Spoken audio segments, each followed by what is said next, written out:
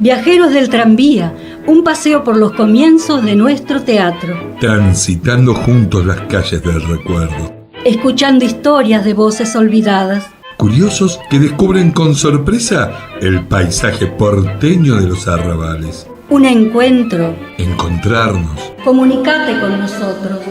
Encontranos en el Facebook Viajeros del Tranvía. Gracias por estar ahí. Gracias por su compañía.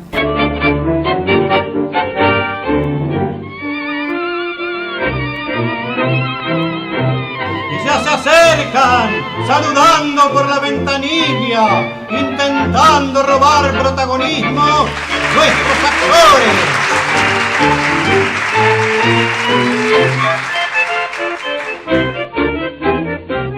Este programa está auspiciado por el Ministerio de Cultura de la Nación y ha sido declarado de interés cultural por el Ministerio de Cultura de la Nación y por la Legislatura de la Ciudad Autónoma de Buenos Aires.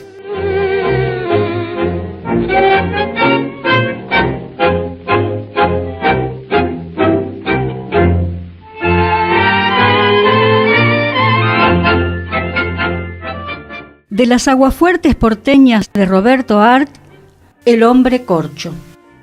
El hombre corcho, el hombre que nunca se hunde, sean cuales sean los acontecimientos turbios en que está mezclado. Es el tipo más interesante de la fauna de los pilletes, y quizás también el más inteligente y el más peligroso, porque yo no conozco sujeto más peligroso que ese individuo, que cuando viene a hablaros de su asunto os dice: yo salí absuelto de culpa y cargo de ese proceso con la constancia de que ni mi buen nombre ni mi honor quedaban afectados.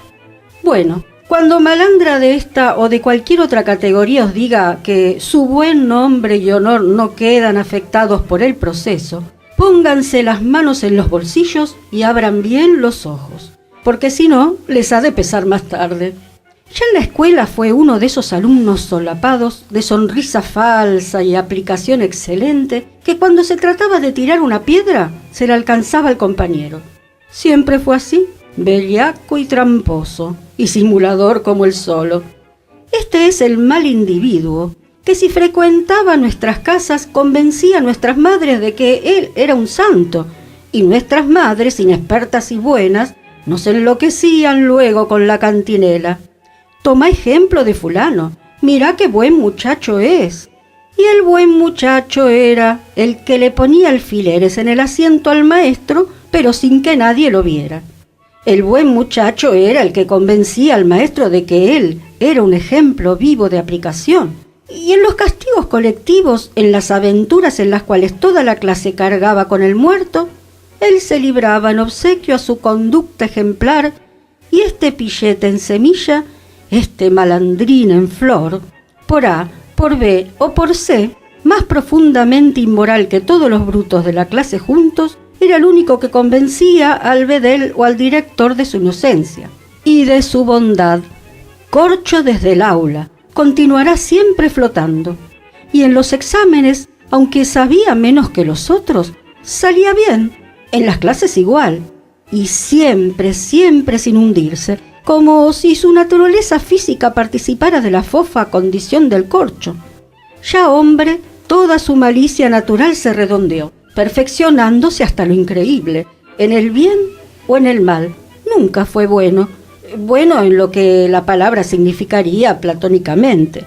La bondad de este hombre siempre queda sintetizada en estas palabras: el proceso no afectó ni mi buen nombre ni mi honor.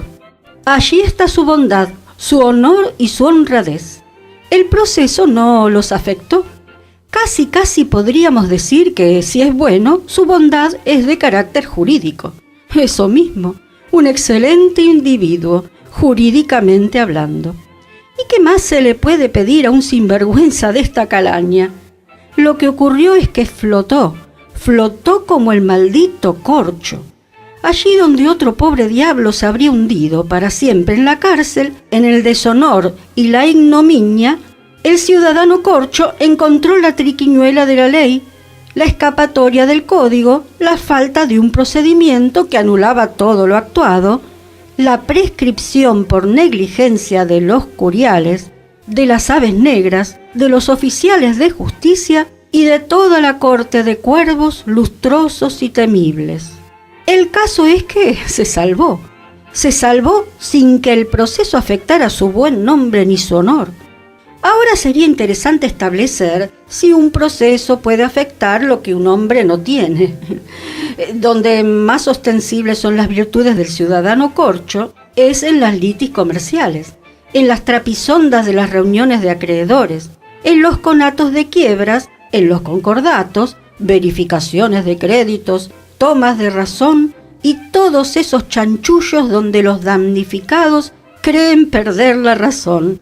Y si no la pierden, pierden la plata, que para ellos es casi lo mismo o peor. En estos líos, espantosos de turbios y de incomprensibles, es donde el ciudadano corcho flota en las aguas de la tempestad con la serenidad de un tiburón. ¿Que los acreedores se confabulaban para asesinarlo?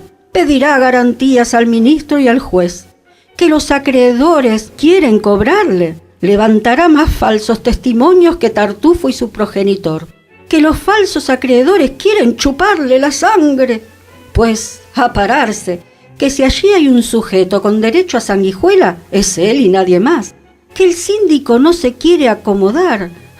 Pues a crearle al síndico complicaciones que lo sindicarán como mal síndico. Y tanto va y viene y da vueltas y trama combinaciones que al fin de cuentas el hombre corcho los ha embarullado a todos, y no hay Cristo que se entienda, y el ganancioso, el único ganancioso, es él. Todos los demás van muertos. Fenómeno singular, caerá como el gato siempre de pie. Si es en un asunto criminal, se libra con la condicional. Si en un asunto civil, no paga ni el sellado. Si en un asunto particular, entonces, que Dios os libre. Tremendo, astuto y cauteloso, el hombre corcho no da paso ni puntada en falso. Y todo le sale bien. Así como en la escuela pasaba los exámenes aunque no supiera la lección, y en el examen siempre acertó por una bolilla favorable, este sujeto en la clase de la vida la acierta igualmente. Si se dedicó al comercio y el negocio le va mal, siempre encuentra un sonso a quien endosárselo. Si se produce una quiebra, él es el que, a pesar de la ferocidad de los acreedores, los arregla con un 15% a pagar en la eternidad, cuando pueda o cuando quiera. Y siempre así, falso, amable y terrible.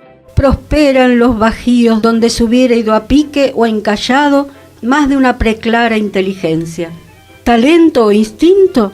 ¿Quién lo va a saber?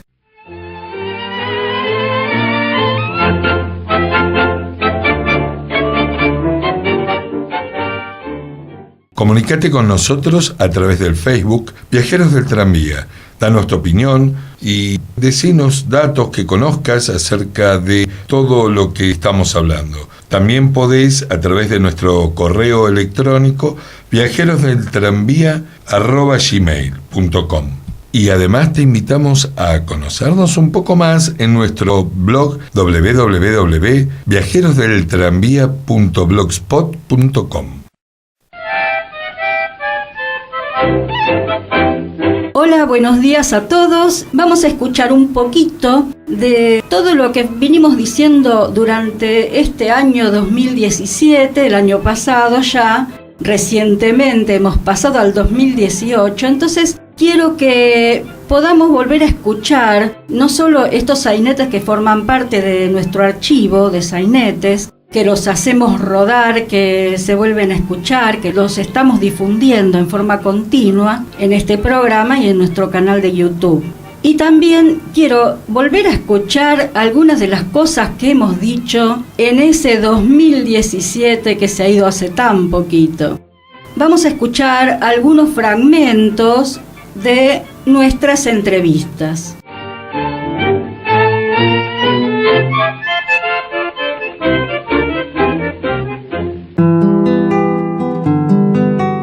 Contamos con la presencia de un amigo personal al que yo quiero mucho, con el que vamos a hablar de un personaje tan querido por todos nosotros del cine y de la actuación en la Argentina.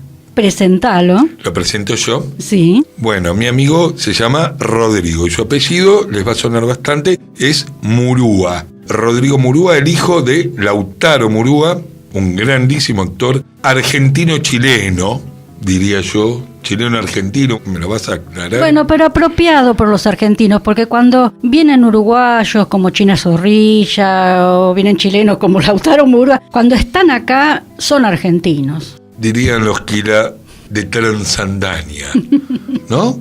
Así que bueno, es lo mismo, Argentina, Chile, para mí Sí, personalmente, sí, ¿no? Uruguay, Brasil es lo mismo, la gran patria. Con ustedes, Rodrigo. Bueno, aprovecho para saludar a todos los argentinos de bien y las argentinas, que empecemos un año menos complicado que los que venimos teniendo. Hola Andrés, amigo del alma. Hola, ¿cómo te va? Tú dirás. Bueno, como yo vengo de hacer una película, justamente Lautaro Murúa, una de las cosas que hizo muchísimo fue hacer cine. Así que bueno, me gustaría, ya que estoy sumergida en el tema de las filmaciones, que nos cuentes un poquito de su carrera cinematográfica. ¿Cómo no? Bueno, primero debo disculparme porque estoy un poco afónico, pero sí. Efectivamente, Lautaro empezó y toda su carrera fue siempre teatral, ¿no? Esencialmente. Fue visto en Chile en el año 54 por Hugo del Carril, haciendo una obra de teatro.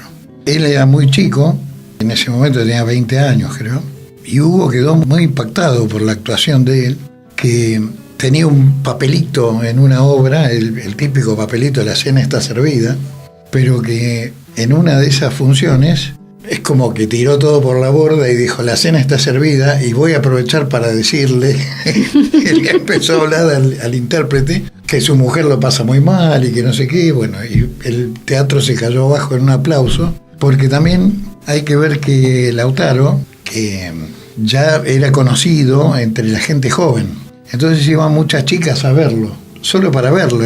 Claro, sí, es su fans. Claro. Así que lo que ocurrió en esa obra fue comentario y Hugo del Carril quedó fascinado, así que se acercó a Lautaro y lo invitó a venir a Argentina. Cuando vino, firmó contrato para hacer 3 películas con Hugo. Y ahí conoció a mi madre y se instaló en Argentina, fue muy, muy bien recibido. Y en base a eso tuvo una carrera cinematográfica imparable como actor, ¿no? Luego en el año 59 ya él se tiró a ser director de cine, que hizo Junco, que es una película que hoy en día representa a la Argentina en la UNESCO, que es sobre la problemática de los maestros de frontera y eso.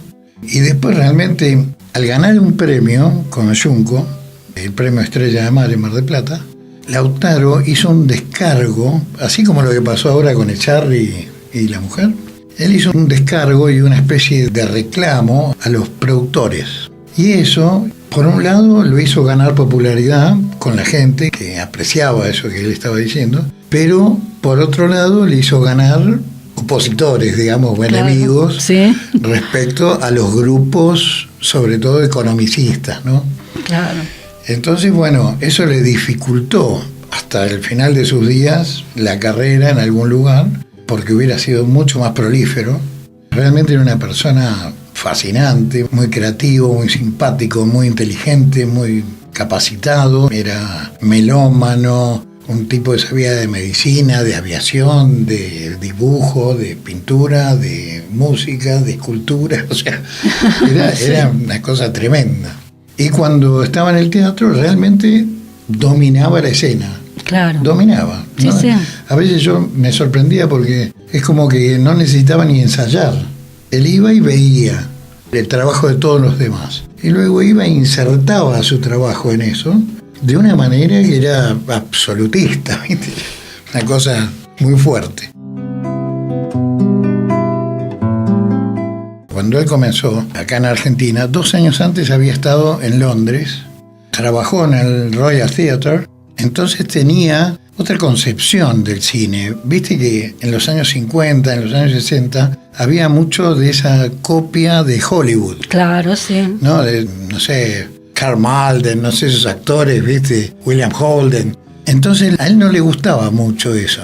O sea, lo consideraba un poco berreta. Sí, sí, muy comercial. Entonces desarrolló unas técnicas que tenían más que ver con la mirada inglesa, que es cuando el actor se sumerge más en el personaje y deja de lado un poco toda esa parafernalia que te brinda el aparato, digamos, ¿viste? Entonces uno puede apreciar más el trabajo del actor. Claro, sí, es más interno el trabajo del cine inglés, o sea, Tal el caso cual. del mismo el humor que tienen. Tal cual. Sí, A sí. veces parecen un poco acartonados, pero como ese no era el problema de Lautaro, o sea, Claro. al contrario, era un tipo abierto, muy honesto y tal. Esa técnica lo favorecía mucho y era notable verlo interactuar con otros actores de acá, porque se notaba la diferencia, ¿no? Uno lo veía aparecer en escena y todo lo otro es como que quedaba neutralizado, ¿viste? Como esto que decís vos, ¿no? Que uno espera la aparición de ese actor, que es el Laurence Olivier, ¿viste? Que Sí, sí. aparece y ¡paf! ¿No? Y cambia todo. Eso llevado al teatro era mucho más. De teatro hizo obras, todos los clásicos, todo Shakespeare y todo eso. Y con Duilio Marcio, que era mi padrino y un amigazo de mi padre, una vuelta hicieron una obra de Anuil, creo que era, sobre la conquista en Perú, ¿no? Y Lautaro hacía de Pizarro y Duilio hacía de Atahualpa. Una obra con un despliegue escenográfico así monstruoso. Perdón, monstruoso, sí. Duilio Marcio de Atahualpa era rubio de ojos claros. ¿Viste vos? Pero lo maquillaban pobrecito todo, que quedaba como dorado, ¿viste? Sí. Pero la obra era fantástica, fantástica. Habían, no sé, 100 y pico de actores en escena. Realmente una pieza notable. Con una escenografía de Mario Banarelli, que era el mayor de los escenógrafos de acá. Era tal el entusiasmo de Lautaro que nosotros, después de muchos años, habíamos comprado una casa en Belgrano.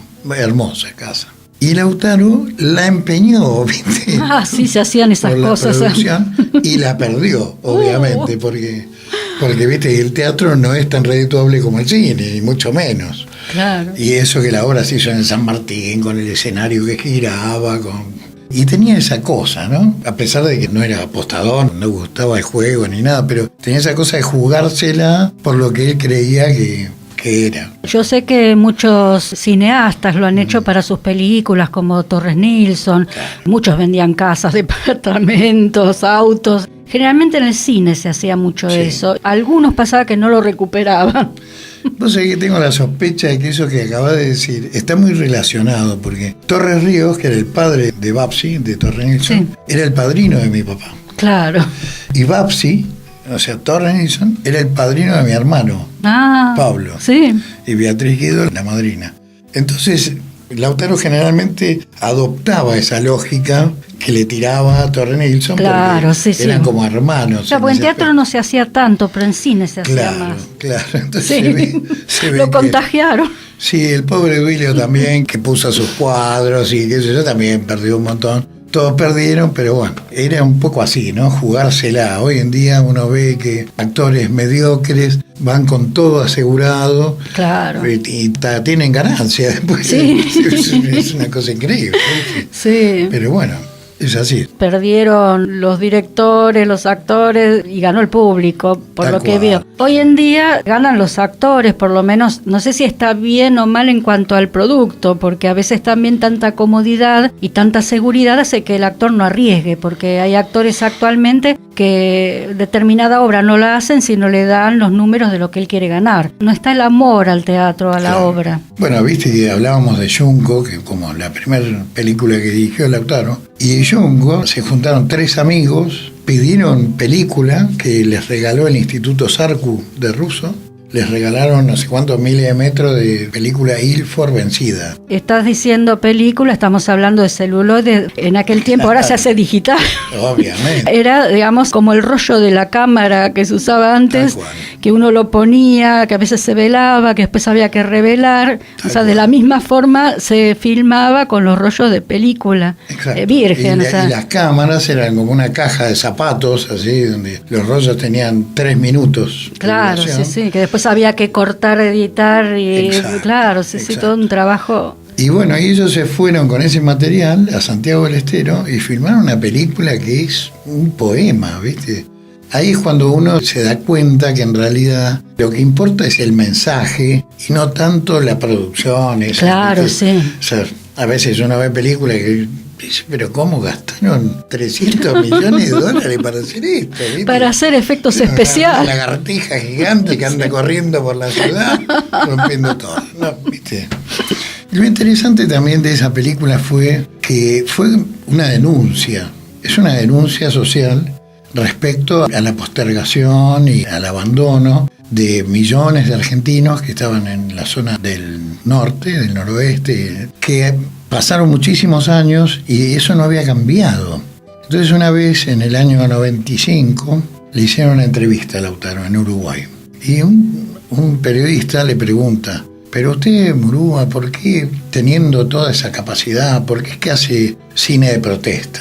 Entonces Lautaro le dijo, mira, la Constitución argentina, en su preámbulo, dice que cada argentino tiene derecho a tener una educación, una vivienda digna, un trabajo.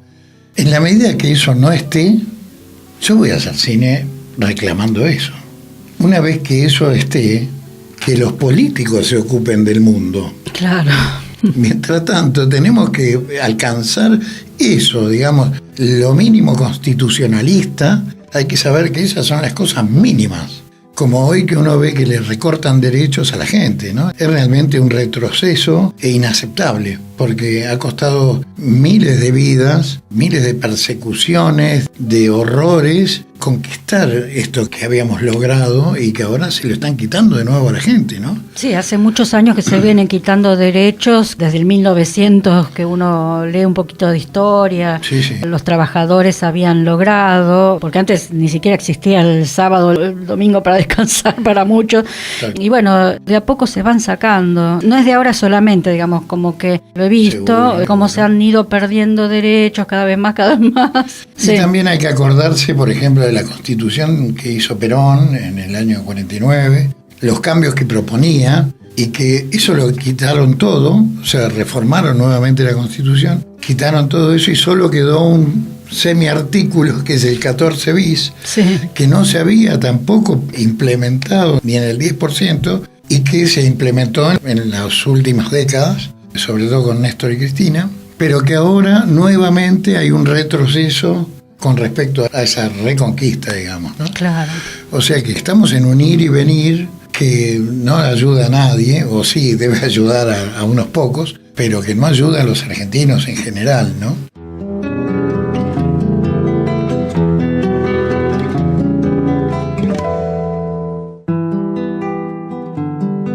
Estamos escuchando Viajeros del Tranvía.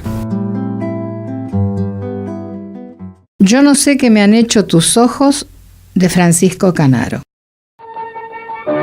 Yo no sé si es cariño el que siento, yo no sé si será una pasión, solo sé que al no verte una pena va rondando por mi corazón. Yo no sé qué me han hecho tus ojos, que al mirarme me matan de amor. Yo no sé qué me han hecho tus labios, que al besar mis labios se olvida el dolor. Tus ojos para mí son luces de ilusión que alumbra la pasión que albergo para ti. Tus ojos son destellos que van reflejando ternura y amor. Tus ojos son divinos y me tienen presa en su alrededor. Tus ojos para mí son el reflejo fiel de un alma que al querer querrá con frenesí, que con fe me guiarán por un sendero de esperanzas y esplendor, porque sus ojos son mi amor. Yo no sé cuántas noches de insomnio en tus ojos pensando pasé, pero sé que al dormirme una noche, con tus ojos pensando soñé. Yo no sé qué me han hecho tus ojos, que me embrujan con su resplandor. Solo sé que yo llevo en el alma tu imagen marcada con el fuego de amor.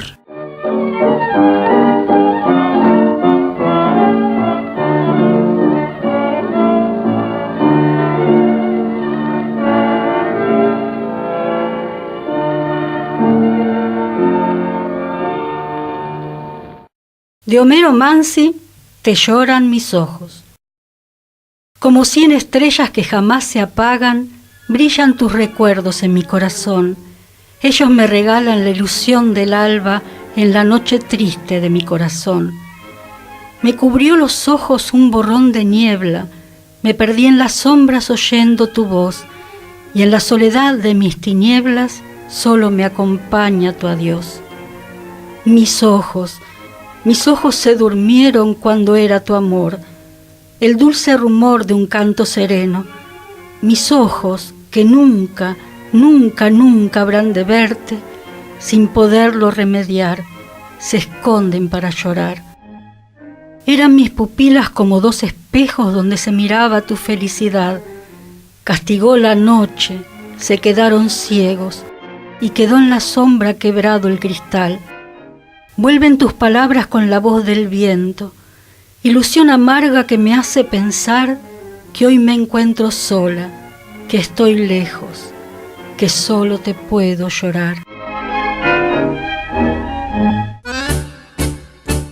Están escuchando Viajeros del Tranvía en FM 88.7 en La Tribu. Diseño y realización integral de vestuarios para teatro, danza y acrobacia. Todo lo que necesites está a tu alcance y hecho a tu medida. También objetos escénicos, maquillaje artístico y escenografía. Comunicate al email vestuariosparateatro@yahoo.com.ar y en la página del Facebook Vestuario para Teatro y Danza. Están escuchando Viajeros del Tranvía.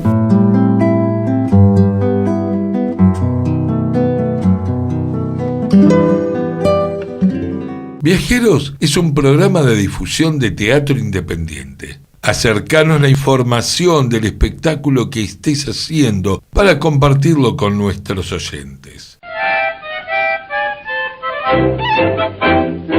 Bueno, y yo quiero saber qué es lo que trajo Horacio para hablar hoy con nosotros. Nuestros autores de los sainetes se inspiraron sobre todo en la gran inmigración del siglo pasado. Los saineteros, al caminar por lugares donde veían y palpaban in situ las penurias, miserias y desesperanzas de hombres, mujeres y niños que habitaban casuchas o en conventillos atestados, malolientes, con instalaciones muy precarias, y donde, se aguantaban, porque es una palabra, casi adecuada, porque había diversas y miserables personalidades o incomunicados por la falta de un lenguaje común. Eso fue muy serio en esa época, muy grave, porque no se entendían. Incluso después dio lugar a que nacieron apodos bastante ofensivos. Eso lo sabemos. Así partían las breves comedias de costumbre. O sea, lo clásico era una calle del suburbio o el patio de una casa. Y se hablaba mucho del traslado, las equivalencias en nuestros petipiezas relacionadas al género chico. Un autor muy prolífico fue Carlos Mauricio Pacheco, llamado Pachequito por sus amigos, que señalaba que el pueblo estaba siempre con una ansia perenne de risa, o sea, una alegría permanente. Él quizás asociaba a que había mucha atracción y resonancia inmediata con tanta mediocridad o pseudo graciosa durante un largo periodo de nuestro historial escénico. ¿Y qué sucedía? Por la comercialización desaforada y fuera de lugar de la escena y explotación de los gustos más elementales de cierto nivel del público. Además, había, como siempre ha existido y existen, los divismos payasescos, ¿no es cierto? Gente que se cree que es lo mejor de lo mejor. Algunos intérpretes reconocidos, entre otros temas, Pacheco tuvo mucho éxito con la presentación de sus obras. Y él refería que no se consideraba un sainetero al estilo madrileño, burlesco y castizo de Ramón de la Cruz, por ejemplo. Dijo que entre nosotros se escribían piezas con elementos de sainete y agregaba: la trágica sensación de la vida inquieta y desbordada en pasiones renovadoras que agitan al inmigrante básico invade la escena y un soplo de drama quiebra el pintoresquismo clásico de lo cómico. Él no estaba cómodo en lo que él entendía por sainete de acuerdo con los patrones peninsulares. ¿Por qué? Porque el clima espiritual y los elementos de la época no concordaban del todo a pesar de las mentadas equivalencias con las comedias de los dramaturgos españoles que ya hemos mencionado. Sabemos que no hay punto de comparación. Bueno, pero en esa época era un momento de transición porque recién surgía lo que era el sainete porteño, por decir así, el sainete argentino o rioplatense, y estaba muy en boga el sainete español todavía, como la comedia francesa, el vodevil, o sea, todo lo que se veía en Buenos Aires. Entonces, para un autor en ese tiempo, está bien lo que decía Pacheco para diferenciarse. Bien, y todo esto venía aunado por los sujetos de las más variadas nacionalidades, con ambiciones y sueños, no siempre sanas unas, ni puras otras, que los convertían en seres complejos y desubicados. Voy a mencionar un ejemplo cortito de una obra de don Armando Discépolo, de una obra del Cortejo Criollo. La obra es Mustafá, y así habla el personaje principal, don Gaetano. O sea, este acentúa ese efectivo cosmopolitismo inmigratorio. Y dice así este personaje: lo lindo ese que en medio de este batifondo en el conventiccio, todo ese armonía, todo es s'intendeno. Russo con giapponese, franchese con tedesco, italiano con africano e gallego con marocco. ¿A qué parte del mundo se entiendono como acá? Catalane con españole, romagnolo con calabrese, a ninguna parte.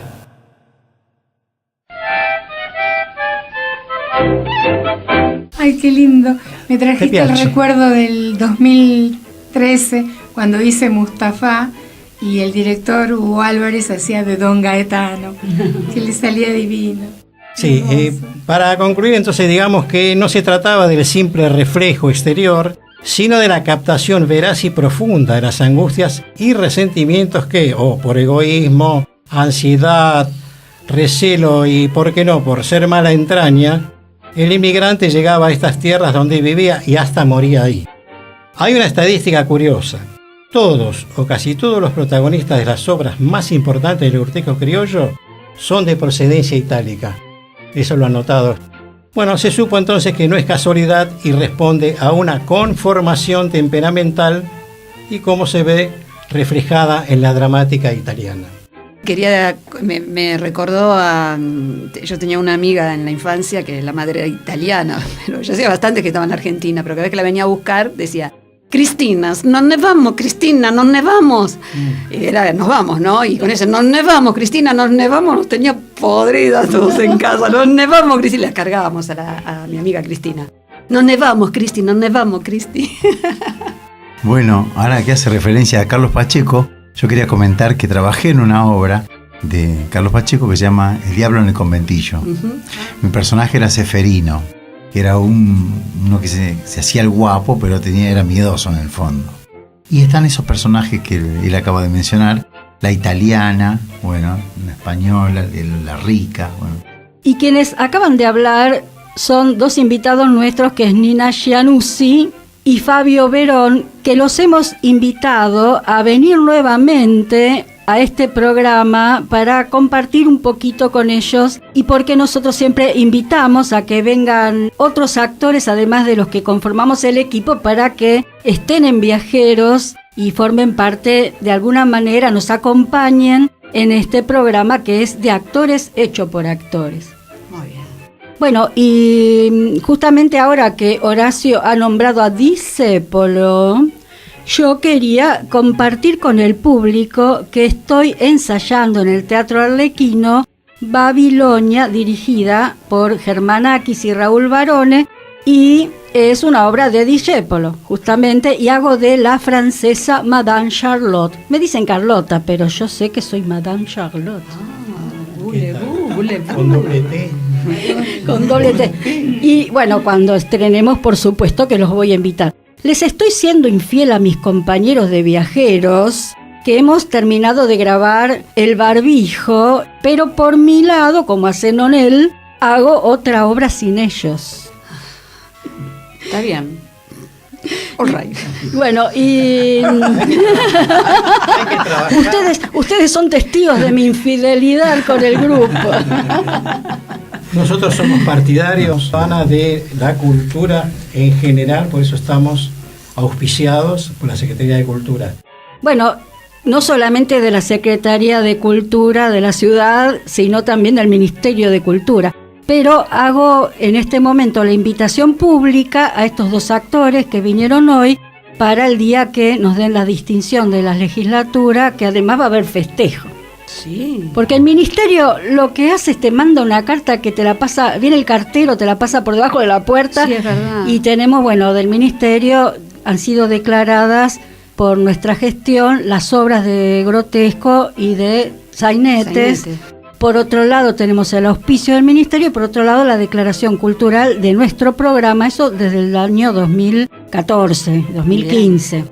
Pero ahora tenemos la declaración de la legislatura porteña, que es más linda en el sentido que hay un salón donde podemos estar con el público. Yo propuse hacer un sainete, vamos a hacer las adivinas de Alberto Novión. Ahí en la calle Perú. Claro, bien. Los vamos a invitar y después hay un festejo, ahí tomaremos vino, sándwich, sí. Y bueno, podremos... No, tanto no hay, pero una copa de vino. Una copa, sí. O de gaseosa. Bueno, un tetrabric. Claro.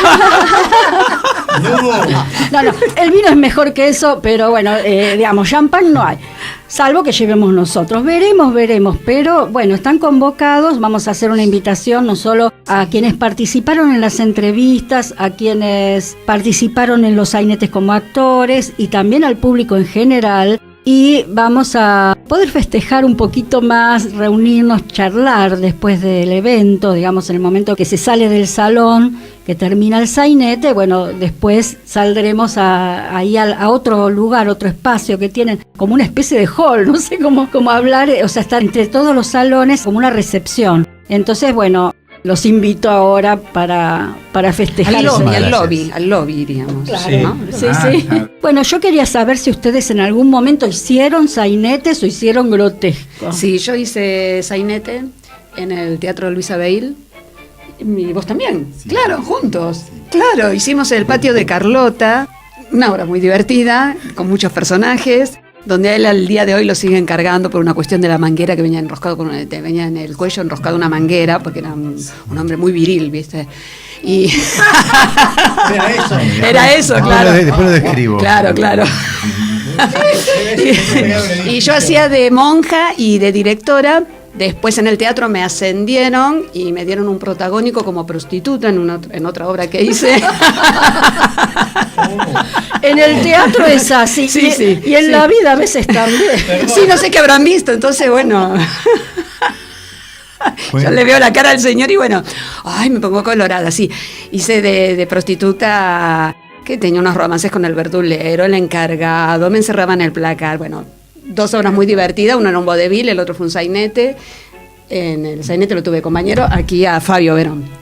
Bueno, sí, yo participé en ese sainete también que hace referencia, El patio de Carlota, dirigido por Rubén Hernández Miranda, ahí en el Luis Abel. Besos a Rubén. Mi personaje era un camionero que venía de vez en cuando y dejaba embarazada a Carlota, que era un hombre, pedazo de mujer. Y yo venía con la manguera enroscada, así, en personaje, bueno. Estaba en cuarentena usted. Le ayudé a comprar la casa a Carlota. Y ese es sainete urbano. Y el otro sainete, bueno, es el que había hecho mención de Carlos Pacheco, que hacía de Ceferino en Conventillo. Pero ese es muy gracioso. Bueno, nosotros hicimos muchos sainetes desde el año 2012 y el último que hicimos, El Barbijo, fue nuestro primer sainete campero, donde estábamos ahí como tierra adentro. Ay, qué lindo. Con música, con todo, gallinas ahí, vacas mugiendo. Ay, mi vecino tiene una gallina, te la voy a traer. Sí, viste, así que bueno, me estoy divirtiendo con la edición porque es muy diferente a los que hemos hecho, que eran todos de conventillo. Claro, qué lindo.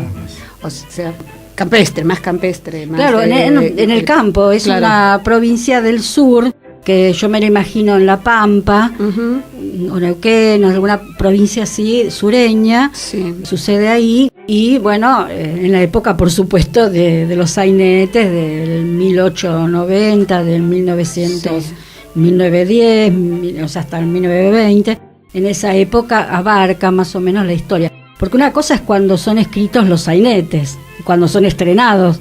Yo puedo escribir algo en el 2017, pero la historia suceder en el 1700. Entonces hay muchos sainetes que a veces no son temporales totalmente, sino que pudieron ser su historia anterior. Entonces Sí, no sí. tiene una fecha determinada, pero bueno, más o menos es la época del sainete. Una cosa en común de lo que sería todo lo relacionado con el campo, que a pesar de que estamos hablando de muchos años más atrás que estás diciendo vos, yo cuando era chica iba a vacacionar al campo, ¿no? Te estoy hablando 30, 40 años atrás, ¿no? Y no mencionemos los años. No mencionemos, bueno. Y me llamaba la atención de venir de la ciudad e ir al campo, qué distinto que era todo. Por ejemplo, todos andaban con el cuchillo. Es muy común andar con el cuchillo. Los peones, el dueño de la estancia, el capataz, el escribano. O sea, vos ibas al baile, se armaba el baile en el casco de la estancia, anda, este me miró, ¿para qué saco el cuchillo? Yo sé, ¿por qué andan todos a los cuchillazos? O sea, es muy común En eso. realidad sí. era también para comer el asado. Claro, yo iba a decir lo mismo. No sé, a mí me parece que ahí había como una onda que se querían matar todos, no sé, sí, sí, para para comer asado. Es parte del atuendo. Para mí era parte del Criollos sin atuendo. facón, los criollos. Claro, están todos con el facón, es verdad, están con el facón y con el de alpaca La y qué sé rastra. yo, y la rastra, sí, los medallas. Antiguamente el asado se comía así, o sea, se ponía un pedazo de carne de un lado y el pan del otro. Sí, sin y plato. cortaba, Sí, sin plato. Claro, mi sí, sí. tía cuando nos recibió hizo, porque era en Coronel Pringles, donde la producción es lanar, y bueno, trajeron un cordero, ahí estábamos todos reunidos ahí y empezó a darnos los pedazos de carne y sin plato, sin nada, ¿viste? Claro. Había que comer así, o sea. Eso no quita que en verdad se solucionaban los problemas de esa manera. Claro, se usaba para todo. Claro. Lo mismo que entre Sí. los cuchilleros. Sí, lo que guapos. pasa que, sobre todo en una estancia, hay puesteros que están en su distancia y hay mucha, pero mucha infidelidad y mucha cosa, sí. Bueno, hablando de puesteros, acá está la actriz Nonel Nos, que hizo de Doña Dominga en El Barbijo y ella era la puestera. Ah, Y también alguien en algún momento de este sainete saca el facón. Y bueno, estoy muy contenta de haber pasado este momento con ustedes y con la columna de Horacio.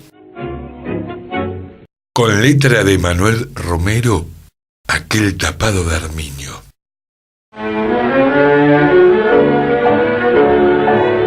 Aquel tapado de Armiño, todo forrado en la me, que tu cuerpito abrigaba al salir del cabaret. Cuando pasaste a mi lado, prendida aquel gigoló, aquel tapado de Armiño, cuánta pena me causó.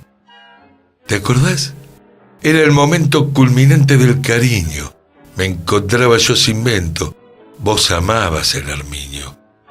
Cuántas veces tiritando los dos, junto a la vidriera me decía suspirando: ay, amor, si vos pudieras.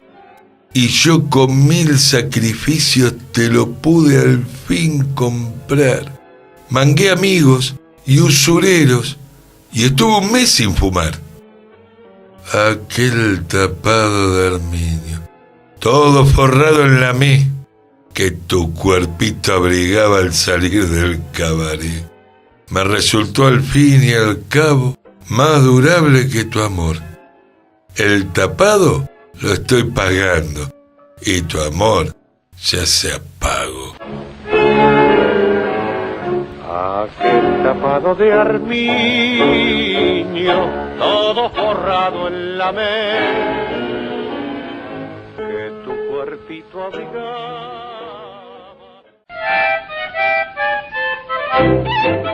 Un saludo a todos los oyentes y hasta el domingo que viene.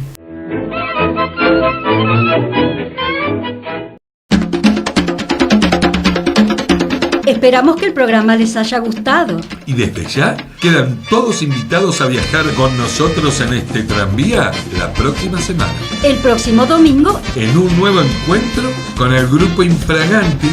Hasta la próxima semana. Siga el baile, con ardiente frenesí. La comparsa de los tres. Ay, compadre tambor, ven a bailar, te llevaré.